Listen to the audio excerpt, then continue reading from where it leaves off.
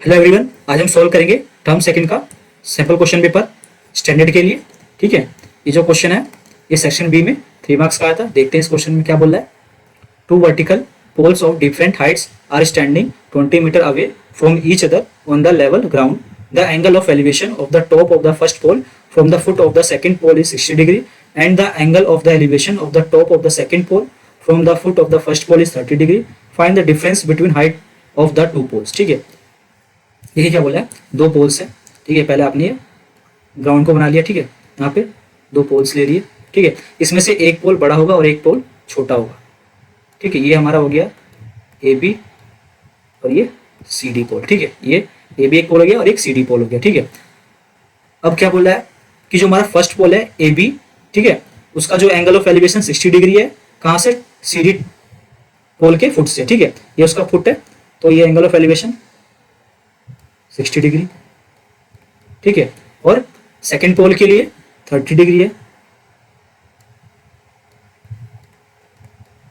ठीक है, आप ही सोच रहे होंगे कि यार मैंने ए बी को बड़ा क्यों बनाया, ठीक है, और सी डी को छोटा क्यों बनाया। मैं इसका रिवर्स भी तो कर सकता था। देखो यार, यहाँ पे क्या दिया हुआ है, 60 डिग्री और 30 डिग्री। ठीक है, आपको एक बात पता होगा कि जिसका एंगल ऑफ एलिवेशन ज़्यादा होता है, ठीक है, उसकी हमारी हाइट भी ज़्यादा होगी। ठीक है, तो मैंने इसीलिए ए बी को बड़ा बनाया सी डी से। क्यों? क्योंकि उसका एंगल ऑफ एलिवेशन ज़्यादा है। यहाँ पे देखिए 60 डिग्री है और in case of C D यहाँ पे 30 डिग्री है। ठीक है, और बेस सेम है। ठीक है, तो इसीलिए मैंने ए बी को बड़ा बनाया और सी डी को छोटा बनाया। ठीक है, ये आपका सही डायग्राम है। तो अब सॉल्व करते हैं। एज्यूम करते हैं let height of pole A B आपने मान ली h1 मीटर, तो ए बी को आपने h1 लिख दिया। ठीक है, और ऐसे ही आपने पोल सी डी को h2 मीटर मान लिया, तो ये सी डी हमारा h2 इक्वल हो गया। ठीक है, अब बी डी हमारा किसके इक्वल होगा? दोनों के बीच के डिस्टेंस के, और दोनों के बीच के डिस्टेंस कितनी है? 20 मीटर। सो बी डी हमारा हो जाएगा 20 मीटर। ठीक है, अब आपको दो ट्राइंगल्स दिख रहे होंगे,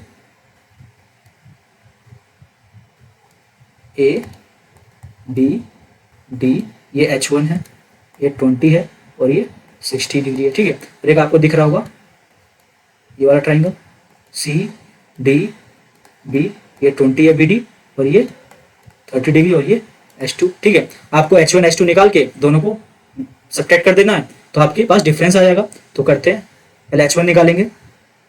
h1 कहाँ से आएगा? ट्राइंगल ए बी डी से।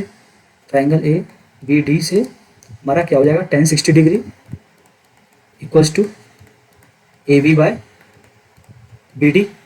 सो tan 60 की वैल्यू √3, ए बी की वैल्यू h1, बी डी की वैल्यू 20। सो यहाँ से h1 की वैल्यू कितनी आ जाएगी हमारे पास? 20√3। ठीक है, अब ट्राइंगल बी सी डी देखेंगे, यहाँ से tan 30 की, ठीक है, tan 30 बनना है। ठीक है, यहाँ से सो ये किसकी मिल जाएगा? C D by B D के। tan 30 डिग्री की वैल्यू 1/√3। ठीक है, सी डी की वैल्यू h2 और बी डी की वैल्यू 20। सो यहाँ से h2 की वैल्यू आ जाएगी हमारे पास 20/√3। ठीक है, अब आपको हाइट नहीं निकालनी थी इसमें, मतलब हाइट निकालनी थी, बट आपको आंसर आपका हाइट निकालना नहीं था। आंसर आपका था इनका डिफरेंस। मतलब डिफरेंस क्या होगा? h1 माइनस h2 होगा, h1 बड़ा है। ठीक है, तो 20/√3 माइनस 20/√3। ठीक है, 20 हमने कॉमन ले लिया, तो यहाँ पे √3 माइनस 1/√3, ये किसके इक्वल हो जाएगा? √3 एलसीएम ले लिया, तो यहाँ पे 3 माइनस 1, तो ये हमारा हो गया 40। ठीक है, /√3। ठीक है, इसको और सॉल्व करेंगे तो इसको हम ऐसे लिख सकते हैं 40/√3 इंटू √3 डिवाइडेड बाई √3। सो ये क्या हो जाएगा? 40 इंटू √3 डिवाइडेड बाई 3, ये हमारा आ जाएगा 23.06 मीटर के। ठीक है, ये हो जाएगा हमारा आंसर। अब इस क्वेश्चन को करते हैं। इसमें क्या बोल रहा है? A boy 1.7 metre tall is standing on a horizontal ground 50 metre away from a building. The angle of elevation of the top of the building from his eyes is 60 degree. Calculate the height of the building. ठीक है, देखिए इसमें क्या है, ये एक building हो गई। ठीक है, ए बी, एक लड़का है, कहाँ पे? बिल्डिंग से 50 मीटर दूर, ये 50 मीटर दूर, यहाँ पे हमने पॉइंट ले लिया सी। ठीक है, अब लड़के की हाइट दे रखी है 1.7 मीटर। सो मान लीजिए ये लड़का हो गया, ठीक है, ये उसकी आई का लेवल हो गया, ठीक है। तो इसका जो लड़का है उसकी आई का जो हाइट होगी कितनी होगी, 1.7 होगी, ठीक है। हम लोगों ने यही एज्यूम किया अभी तक कि जो उसकी आइज का लेवल होगा, कोई एक पर्सन है वो उसकी हाइट के इक्वल होगा, ठीक है। तो यहाँ पे आई का लेवल 1.7 मीटर होगा ग्राउंड लेवल से, ठीक है। अब क्या बोल रहा है, इसकी आई से जो एंगल ऑफ एलिवेशन है बिल्डिंग के टॉप का वो 60 डिग्री है, ठीक है। सो अगर ये हॉरिजॉन्टल लेवल हो जाएगा तो हमारा ये हो जाएगा एंगल ऑफ एलिवेशन 60 डिग्री, ठीक है। तो अब हमें उससे पूछा है कि बिल्डिंग की हाइट कितनी है, ठीक है। आप देखिए ये इसको डी देते हैं, इसको ई बोलते हैं। अब देखिए आपके पास डी सी बी ई एक रेक्टेंगल दिख रहा होगा, ठीक है। तो इसका मतलब क्या है, अगर बी सी हमारा 50 मीटर है तो डी ई भी 50 होगा, ठीक है। अब सी डी हमारा 1.7 है तो ई बी भी हमारा 1.7 होगा, ठीक है। कैसे यार, देखो ये एक लड़का है, ठीक है, इसकी हाइट तो चेंज होगी नहीं ना। अगर यहाँ पे सी डी अगर 1.7 तो यहाँ पे भी ई बी 1.7 ही होगा, ठीक है। और आप ऐसे भी सकते हो कि एक रेक्टेंगल बनना है तो इसमें हमारा 50 होगा डीई और ई बी होगा हमारा 1.7, क्योंकि हमारा सी डी 1.7 है और बी सी 50 मीटर है, ठीक है। अब हाइट क्या होगी बिल्डिंग की, ए बी होगी हाइट, ठीक है। और ए बी हमारा किसके इक्वल है, ए प्लस ई बी के, ठीक है। आपके पास ई बी की वैल्यू तो है 1.7, आपको ए निकालना है, ए क्योंकि आपको पता नहीं है तो ए को आप आपने मान लिया एक्स, ठीक है। तो यहाँ पे क्या हो जाएगा, ए बी क्या हो जाएगा एक्स प्लस 1.7 और ये हाइट होगी। तो पहले एक्स निकालते हैं। एक्स कैसे निकालोगे, आपको एक ट्राइंगल दिख रहा होगा ए ई बी, ठीक है। इसमें एंगल ऑफ एलिवेशन 60 डिग्री, ये आपको 50, ठीक है। और ये एक्स आपको निकालना, कैसे निकालोगे, आपको सीधा सीधा निकालिए 1060 को, ठीक है। 1060 क्या हो जाएगा, ए ई बाय ई डी, ठीक है। 1060 की वैल्यू √3 ए एक्स ई डी क्या 50, सो एक्स इक्वल टू क्या हो जाएगा 50 इंटू √3, ठीक है। और फिर हाइट क्या हो जाएगी हमारी, ए बी हाइट है, ठीक है। ए बी तो बिल्डिंग की हाइट है, तो ए बी क्या हो जाएगा एक्स प्लस 1.7, एक्स की वैल्यू क्या है 50 इंटू √3 प्लस 1.7, सो 50 √3 की वैल्यू 1.73 लेनी है, ठीक है। मल्टीप्लाई करते हैं 0 5 3 50 5 7 35 प्लस 1 8 6 और 5 1 5 और यहाँ पे 8, ठीक है। यहाँ पे डेसिमल आ जाएगा, ठीक है। तो ये 88.2 मीटर, ठीक है। ये भी हमारा 88.2 मीटर इक्वल होगा। इसका मतलब क्या है, height of the building, height कितनी जाएगी हमारे पास 88.2 मीटर, ठीक है। सो अब इसको करते हैं, ये केस स्टडी है, सेक्शन सी में आया था, ठीक है। और इसका फर्स्ट पार्ट 2 मार्क्स का था ये, ठीक है। एक और पार्ट है, इसमें 2 क्वेश्चन थे, ये भी 2 मार्क्स का, टोटल 4 मार्क्स का था ये, ठीक है। तो पढ़ते हैं पहले इसको, ठीक है। इसमें क्या दिया गया है, ये इसमें दिया है trigonometry in the form of triangulation form the basis of navigation whether it is by land, sea or air. GPS, a radio navigation system, helps to locate our position on earth with the help of satellites. A guard stationed at the top of a 240-meter tower observed an unidentified boat coming towards it. A clinometer or inclinometer is an instrument used for measuring angles or slopes. The guard used the clinometer to measure the angle of depression of the boat coming towards the lighthouse and found it to be 30 degrees. इसमें क्या, इस paragraph में आपको बताया कि trigonometry का use हम लोग कैसे कर सकते हैं, ठीक है। तो इसमें बोला कि ट्रिग्नोमेट्री का हम यूज नेविगेशन के लिए करते हैं, ठीक है।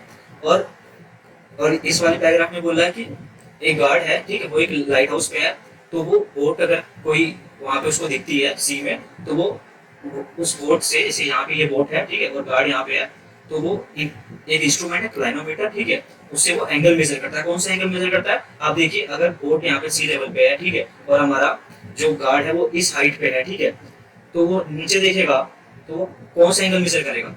जैसी बात है, अगर कोई बंदा एक हाइट पे से एक नीचे कोई बंदा कोई ऑब्जेक्ट को देख रहा है, तो उसके लिए वो एंगल ऑफ डिप्रेशन ही तो बताएगा। तो ये हमारा एंगल ऑफ डिप्रेशन, ठीक है।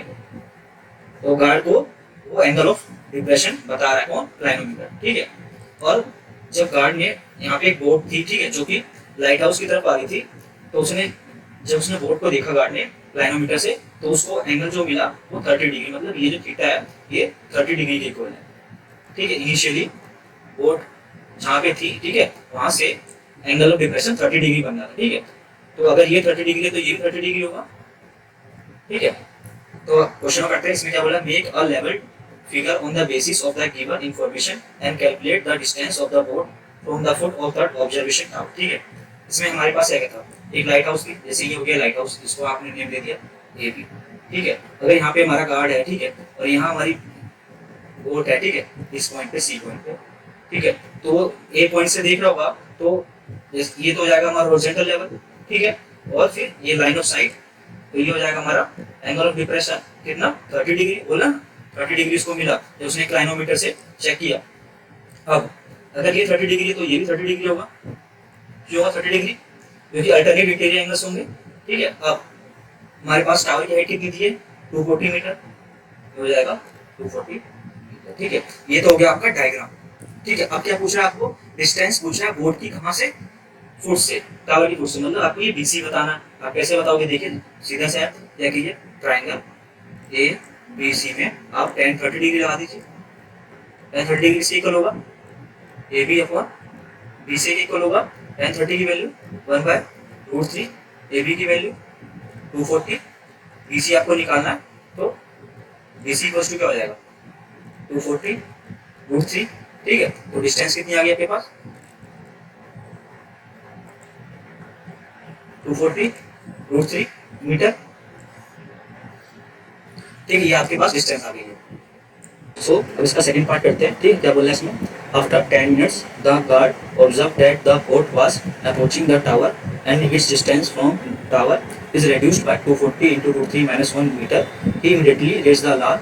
What was the new angle of depression of the boat from the top of the observation tower? ठीक है, क्या बोला, देखिए जैसे ये हमारा टावर था ए बी, ठीक है, पहले बोट हमारी यहाँ पे थी सी पॉइंट पे, ठीक है। फिर क्या बोला कि जो बोट थी वो हमारी टावर की तरफ जा रही थी, तो मान लीजिए यहाँ पे एक डी पॉइंट है, ठीक है। अब 10 मिनट बाद बोट यहाँ पे डी पॉइंट है, ठीक है, तो एक नया एंगल ऑफ डिप्रेशन बनेगा, ठीक है। ये हॉरिजॉन्टल लेवल, ये हमारी लाइन ऑफ साइट, तो ये हमारा एंगल ऑफ डिप्रेशन, ये थीटा है तो फिर ये भी थीटा होगा, ठीक है। अब क्या बोल रहा है कि हमें ये एंगल ऑफ डिप्रेशन बताना, ठीक है, जो ये हमारा ये एंगल ऑफ डिप्रेशन बनेगा डी पॉइंट के लिए, तो वो बताना है। अब देखिए टावर की हाइट 240 थी, ठीक है, 240 मीटर, तो ये 240 मीटर होगा, ठीक है। अब क्या बोला है कि जब वो सी से डी पॉइंट पे गया तो डिस्टेंस कितनी कम हुई, 240 into √3 minus 1 मीटर। इसका मतलब ये है कि उसने इतनी डिस्टेंस ट्रेवल करी है सी से डी के लिए, ठीक है। तो सी डी हमारे किसके इक्वल हो जाएगा, 240 into √3 minus 1 मीटर, ठीक है। बी सी हमारे पास कितना आया था प्रीवियस क्वेश्चन में से, 240 √3 मीटर आया था, ठीक है। अब आप देख रहे हैं, आपको एक ट्राइंगल दिख रहा होगा, ए बी डी, ये थीटा, ये 240, ठीक है। आपको थीटा निकालना, बट आपके पास बी डी भी नहीं है, ठीक है, तो आप बी डी कैसे निकालोगे, इधर देखिए बी सी किसके इक्वल था, C D plus B D के इक्वल, तो आपके पास बी सी की वैल्यू 240√3 थी, ठीक है। सी डी की वैल्यू 240√3 minus 1, ठीक है। आपके पास बी डी प्लस कर दो इसमें, तो आपके पास बी डी की क्या वैल्यू आएगी, सीधा सा है, बी सी में से सी डी माइनस कर दो, तो माइनस करते हैं, -240 माइनस, ठीक है। अब इसको सॉल्व करोगे तो आपके पास बी डी की वैल्यू 240 आ जाएगी, ठीक है। 240 आ गई बी डी की वैल्यू, तो यहाँ पे 240 भी लिख देते हैं। अब आपको tan थीटा लगाना है, सिंपल सा, tan थीटा किसके इक्वल होगा, A B by B D के इक्वल होगा, tan थीटा 240 बाय 240 होगा, ए बी की वैल्यू 240, बी डी की वैल्यू 240, ठीक है। तो tan थीटा किसके इक्वल हो जाएगा, ये कैंसिल हो जाएगा तो 1 आएगा। अब देखिए, अब आप बताओ थीटा की वैल्यू ऐसी क्या रखें कि हमारा tan थीटा 1 के इक्वल हो जाए। सिंपल सा, आप लोगों ने देखा होगा कि जब हमारे पास थीटा की वैल्यू 45 डिग्री होगी तो हमारे पास tan 45 डिग्री इक्वल टू 1 होता है, ठीक है। तो फिर हमारा मतलब क्या है कि हमारे पास एंगल ऑफ डिप्रेशन हमारा 45 डिग्री होगा, ठीक है। तभी तो हमारा tan थीटा इक्वल टू 1 होगा, तो हमारे पास एंगल ऑफ डिप्रेशन 45 डिग्री है, ठीक है। ऐसे हो जाएगा सॉल्व।